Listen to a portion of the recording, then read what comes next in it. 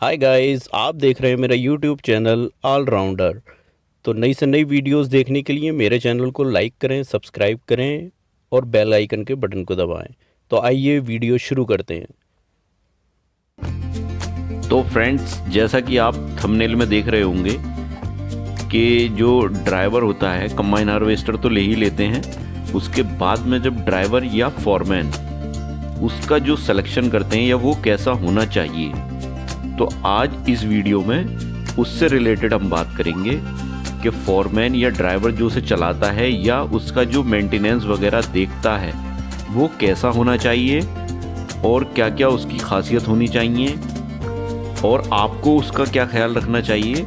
इस वीडियो में हम उससे रिलेटेड बात करेंगे, तो वीडियो में लास्ट तक बने रहें। और वन बाय वन मैं इसमें डिस्कस करूँगा कि सबसे पहले कि सिलेक्शन ऑफ फॉरमैन कैसा होना चाहिए और पेमेंट ऑफ फॉरमैन का पेमेंट कैसे होना चाहिए और कंबाइन हार्वेस्टर का मेंटेनेंस कैसा करने वाला होना चाहिए और फुल सीज़न की ड्यूटी ये भी उसमें अभी डिस्कस करेंगे। और हर टाइम जो है एवरी टाइम अवेलेबल, वो हर टाइम आपके पास भी होना चाहिए और टाइम की बचत करने वाला, टाइम सेवर भी होना चाहिए और आदत भी उसकी अच्छी होनी चाहिए, गुड हैबिट। तो ये 7 पॉइंट्स पर हम बात करेंगे। फिर हम जो ऑनर होता है कंबाइन हार्वेस्टर का, उसकी जो वो रेस्पॉन्सिबिलिटीज़ होती हैं उस पर भी इसमें बात करेंगे हम, उसके क्या क्या रेस्पॉन्सिबिलिटी होनी चाहिए। तो वीडियो में लास्ट तक बने रहें। तो सबसे पहले मैं बात कर लूँ कि जो फॉरमैन को हमें कैसा होना चाहिए, उसके अंदर क्या क्या खासियत होनी चाहिए जो हमें पहले देखनी चाहिए। तो जैसे सबसे पहले आते हैं गुड एक्सपीरियंस का मतलब कि वो अच्छा खासा पहले भी कंबाइन हार्वेस्टर को चलाए हुए हो, उसने ज़्यादा कंबाइन हार्वेस्टर चला रखी हो, उसे कंबाइन हार्वेस्टर के हर पार्ट्स की नॉलेज हो, उसे उसने रिपेयर कर रखा हो। ये चीज़ आपको ज़रूर देखनी है, वो अच्छा एक्सपीरियंस उसके पास होना चाहिए। तो कंबाइन हार्वेस्टर की लाइफ जो डिपेंड करती है वो उसके एक्सपीरियंस पे डिपेंड करती है, क्योंकि ऐसा होता है कि आप कंबाइन हार्वेस्टर ले लेते हैं, अगर उसका आपको लंबी लाइफ चाहिए तो एक फॉरमैन भी एक अहम रोल उसमें अदा करता है कि जो है, क्योंकि उसी के फॉरमैन के हाथ में कंबाइन की लाइफ होती है। तो इसलिए उसका एक्सपीरियंस बहुत अच्छा होना चाहिए और ड्राइविंग में भी एक्सपर्ट होना चाहिए। ड्राइविंग उसकी एक्सपर्ट इसलिए होना चाहिए, कभी कभार क्या होता है कि खेतों में कहीं रोड बहुत ख़राब टाइप के होते हैं या कहीं बहुत ख़तरनाक जगह को भी कंबाइन हार्वेस्टर उतारनी पड़ जाती है या निकालनी पड़ जाती है, तो वहाँ भी वो ड्राइविंग में एक्सपर्ट होना चाहिए, जो क्या पहले ही अंदाज़ा लगा ले कि यहाँ को कंबाइन निकल सकती है या नहीं, क्योंकि फिर बिना वजह कंबाइन में कोई नुकसान हो उससे बचने के लिए ड्राइविंग में एक्सपर्ट होना बहुत ज़रूरी है। फिर तीसरी चीज़ इसमें आते हैं मैकेनिकल वर्क में जो एक्सपर्ट होना चाहिए। मैकेनिकल वर्क मतलब कोई भी चीज़ ख़राब होती है, क्योंकि मोस्टली ज़्यादातर कंबाइन हार्वेस्टर के अंदर क्लच प्लेट वगैरह या गिरारी या बेल्ट इस तरह की चीज़ें ख़राब होती रहती हैं, तो इसमें वो एक्सपर्ट होना चाहिए जो क्या एकदम से सारा काम उसमें कर दे और आपका टाइम बचत हो। क्योंकि ऐसा होता है कंबाइन हार्वेस्टर जब चलता है तो टाइम की बहुत किल्लत होती है। थोड़े अगर 1 घंटा भी कंबाइन हार्वेस्टर रुक के ख़राब होकर खेत में खड़ा हो गया तो आपका कितना लॉस हो गया, कई एकड़ ज़मीन आप उसमें कर सकते थे। अब चौथे पॉइंट पाते हैं knowledge all types of combine harvester. उसे नॉलेज भी सारे कंबाइन हार्वेस्टर की होनी चाहिए। जो उसने कई सारे कंबाइन हार्वेस्टर को चला रखा हो तो उसे पता होगा कि उसमें हमने ये हुआ था तो ये इसमें ये हो सकता है। तो इस तरह से उसे कंबाइन हार्वेस्टर की सारी नॉलेज होनी चाहिए। और मिनिमम 3 आदमी तो होने ही चाहिए। एक तो ड्राइवर होना चाहिए जो प्रॉपर गाड़ी को चलाता रहे, और एक जो है ड्राइवर या फॉरमैन होना चाहिए मतलब, और एक ड्राइवर होना चाहिए और एक हेल्पर होना चाहिए। हेल्पर मतलब कभी कभार कंबाइन को वो भी चला सके, और जैसे कि गाड़ी की सफाई करना या उसमें ग्रीसिंग वगैरह या और सिस्टम के लिए हेल्पर बहुत काम आता है। जब ड्राइवर गाड़ी को चला रहा होता है तो फॉरमैन का काम तो मोस्टली कंबाइन हार्वेस्टर को देखना होता है कोई कमी तो नहीं आई है, उसका रिपेयरिंग का काम जो है ज़्यादातर फॉरमैन का रहता है, वो इस चीज़ पर ध्यान रखता है। हेल्पर जो है हर चीज़ में इनकी हेल्प करेगा दोनों की, तो एक हेल्पर भी होना ज़रूरी है। तो कभी कभार क्या होता है कि ये लोग हेल्पर खुद से ले आते हैं, बाकी तो ज़्यादातर जगहों पर क्या करते हैं कि ये एक ड्राइवर और एक फॉरमैन ही मिल करके दोनों लोग चलाते रहते हैं। वो फोरमैन ही ड्राइवर बन जाता है, कभी ड्राइवर हेल्पर भी काम कर लेता है, वो दोनों आपस में कर लेते हैं।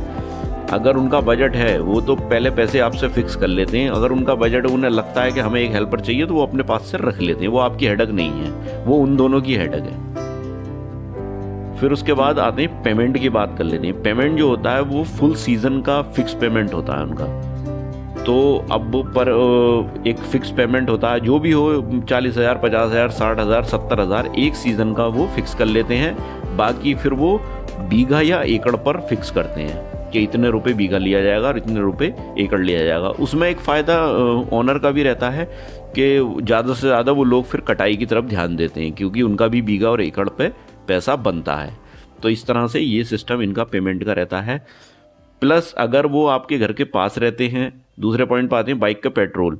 तो जिस आपके घर के पास अगर रहता है फोरमैन तब तो कोई दिक्कत नहीं है, वो वहाँ से आ जाएगा, आपको कुछ देने की ज़रूरत नहीं है। लेकिन अगर कोई 10-20 किलोमीटर 30 किलोमीटर से आता है तो आपको उसका बाइक का खर्च, जो बाइक में पेट्रोल उसका खर्च होगा वो आपको देना पड़ेगा, ये उसमें इंक्लूड होता है। प्लस तीसरी पॉइंट पर आते हैं, आपको 2 टाइम उन्हें खाना भी देना पड़ेगा। लंच और डिनर आपको अपनी तरफ से कराना पड़ेगा उन लोगों को, और समय समय पर चाय या कोल्ड ड्रिंक वगैरह आप उन्हें सर्व कर सकते हैं। ये सब आपकी एक तरह से एक ह्यूमैनिटी है कि हाँ, एक अच्छी चीज़ है कि आप उन्हें चाय या कॉफ़ी पिला रहे हैं, तो वो भी दिल से काम करते हैं। तो इस तरह से ये लंच डिनर जो है ये इसमें इंक्लूड रहता है, वो आपकी तरफ रहेगा। फिर आते हैं इसके मेंटेनेंस के ऊपर। अब मेंटेनेंस में क्या क्या होता है फोरमैन का काम, कि पहले तो वो सबसे पहले सुबह ही आकर के आपकी ग्रीसिंग करते हैं फुल मशीन की। पूरा दिन में जो है उन्हें 2-3 बार ग्रीसिंग करनी चाहिए। ये भी चीज़ आप देख लें, एक अच्छे फोरमैन की खासियत ये होती है कि वो पहले सारी ग्रीसिंग अच्छी करता है, क्योंकि ज़्यादातर पार्ट्स इसके धूल में एकदम से गंदे हो जाते हैं, बेरिंग वगैरह में धूल चली जाती है, तो ग्रीसिंग से जो है पार्ट्स की लाइफ बढ़ जाती है। और क्लीनिंग एवरीडे, मतलब रोज़ सफाई भी करनी है सुबह में, ये इनका काम होता है। और सारे पार्ट्स को चेक करना होता है पूरे दिन में, और टाइम टू टाइम चेक करते रहते हैं, जब चल रही होती है मशीन जब भी चेक करते रहते हैं, कोई गड़बड़ तो नहीं है। फिर उसके बाद आता है इस मशीन का जो काम होता है, जैसे कि जब किसी के किसान के खेत में मशीन चल रही होती है तो ये भी देखना ज़रूरी होता है, फोरमैन का ही काम होता है कि कोई मशीन दाना तो नहीं फेंक रही है, या कैसा उसका रेस्पॉन्स दे रही है, किसान का नुकसान नहीं होना चाहिए। तो ये भी फोरमैन की जिम्मेदारी होती है, ड्राइवर या फोरमैन की। अब इसके बाद आते हैं फुल सीज़न ड्यूटी। तो ये क्या होता है कि फुल सीज़न के लिए इसकी ड्यूटी होती है, वो और कोई काम इस सीज़न में नहीं करेगा, वो आपके पास ही रहेगा। ये उससे पहले तय होता है, क्योंकि ऐसा नहीं है आपको रेगुलर काम मिलता है, कभी कभार एक दिन छोड़ के भी काम मिलता है। तो आपको हर टाइम उसे जो है वो कभी भी आ सकता है। फुल सीज़न में उसकी ये जिम्मेदारी बनती है, आप उसे जब भी फ़ोन करोगे उसे आना पड़ेगा। अब 5वें पॉइंट पर आते हैं एवरी टाइम अवेलेबल, और उसे हर टाइम अवेलेबल भी होना चाहिए, क्योंकि टाइम बहुत इम्पॉर्टेंट होता है। तो इसलिए टाइम ख़राब ना करके उसे जो है सारे काम छोड़ करके वो फ़ौरन आपके पास आएगा। अगर कभी भी आपको ज़रूरत पड़ रही है तो ये चीज़ पहले तय होती है, कभी भी आपको ज़रूरत पड़ेगी वो फ़ौरन भागा भागा आपके पास आएगा। और अगर वो ऐसा नहीं करता है तो इसका मतलब वो अच्छा फोरमैन या अच्छा ड्राइवर आपके लिए नहीं है, फिर आपको कोई दूसरा तलाशना चाहिए। अब आते हैं 6 पॉइंट पर, टाइम सेवर। टाइम सेवर का मतलब है कि क्विक इन मैकेनिकल वर्क। एक तो काम बहुत अच्छा आता हो और बहुत जल्दी काम को कर ले मशीन के अंदर, कोई भी अगर टूट फूट होती है उसको बहुत जल्दी सुधार ले, और ड्राइविंग एक्सपर्ट होना चाहिए। तो इससे क्या होगा कि दोनों चीज़ें ये हैं कि टाइम की सेविंग होगी आपका। एक थोड़ा टाइम भी बहुत इंपॉर्टेंट होता है इस काम के लिए। तो क्योंकि जब इतना टाइम अगर मशीन ख़राब खेत में खड़ी रहेगी 2 घंटा 3 घंटा 4 घंटा, तो आपको नुकसान है। जितनी देर भी मशीन खड़ी रहेगी आपको नुकसान है, चलती रहेगी तभी आप फ़ायदे में जाएंगे। तो मशीन का जो लाइफ होती है वो फोरमैन और ड्राइवर के हाथ में होती है। अब आते हैं 7 पॉइंट पर, गुड हैबिट। और ये सबसे इम्पॉर्टेंट चीज़ है कि उसकी आदत बहुत अच्छी होनी चाहिए, और वो मशीन को ऐसा रखे जैसे अपनी मशीन समझ के चलाए। तो ये आपको देखना बहुत ज़रूरी है। फॉरमैन का अगर सिलेक्शन करने आप जा रहे हैं, फॉरमैन को देखने के लिए जा रहे हैं, तो ये सब चीज़ें बहुत इंपॉर्टेंट हैं कि वो मशीन को अपनी तरह से रखे, साफ़ सफाई करके रखे, और पूरे सीज़न में क्या अगला टाइम तक भी वो आपकी मशीन पे ही रहे, तो जिससे क्या वो मशीन की लाइफ को बढ़ा देगा। मतलब वो अपनी तरह समझ के चलाएगा तो मशीन की लाइफ आपकी बढ़ जाएगी। तो क्योंकि ऐसा है ना कि जब मशीन आपकी लगातार चलती रहती है तो ये फॉरमैन की जिम्मेदारी होती है कि उसका पूरा रख रखाव, और फिर अगर आप एक ही, कभी भी आपको ये भी नहीं करना है कि आप जैसे एक सीज़न के लिए किसी फॉरमैन को रखा, अगले सीज़न के लिए किसी और फॉरमैन को कर लिया, तो उससे क्या होगा कि आपकी मशीन में गड़बड़ हो जाएगी। गड़बड़ क्या होगी, एक फॉरमैन सोचेगा कि मैं इसी सीज़न में चला रहा हूँ, कुछ कमी अगर वैसी भी दिखेगी तो वो ऐसी सीजन निकाल के ले जाएगा। अगला जब आएगा कि बोले अगला क्या पता कौन चलाएगा, तो वो देखेगा उस चीज़ को। तो ऐसे क्या होगा कि आपकी मशीन में धीरे धीरे दिक्कतें हो जाएंगी और उन पर कोई फ़र्क नहीं पड़ेगा, वो ऐसे ख़राब करते चले जाएंगे धीरे धीरे।